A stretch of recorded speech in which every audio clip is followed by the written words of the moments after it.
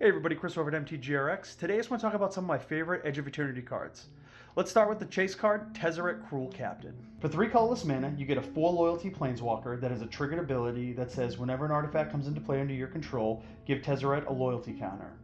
His 0 effect allows you to untap a creature you control, and if they're an artifact, you can give them a +1/+1 counter. His -3 allows you to search your library for an artifact card with converted mana cost 1 or less, put that card into your hand. Then lastly, his -7 gives you an emblem that says, at the beginning of combat of your turn, put 3 +1/+1 counters on target artifact you control, and if it's not a creature, it becomes a 0/0 robot artifact creature. Slamming low-cast artifacts into play is pretty easy, so to get his -7 ability should be pretty easy. Which brings me to my next card, and that's Pinnacle Emissary. Pinnacle Emissary is a 3/3 robot artifact creature for 1, a blue and a red, that whenever you cast an artifact spell, you create a 1/1 colorless flying drone creature token that can only block creatures with flying. Pinnacle Emissary also has a warp cost for a hybrid blue or red.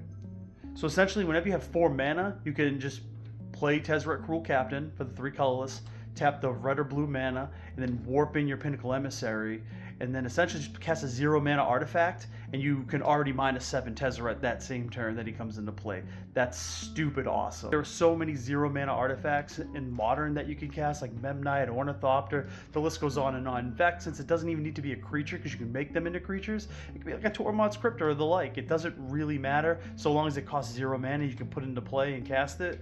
It doesn't matter. You'll trigger the Pinnacle Emissary, you'll get the drone tokens, you can even pump the drone tokens. They have flying, so they're evasive. Then finally brings us to our last card, Icetail Explorer. Icetail Explorer is a 2/4 Insect Scout for 2 and 2 green. You may play an additional land each turn. You also may play lands from your graveyard, and has a landfall ability that mills you.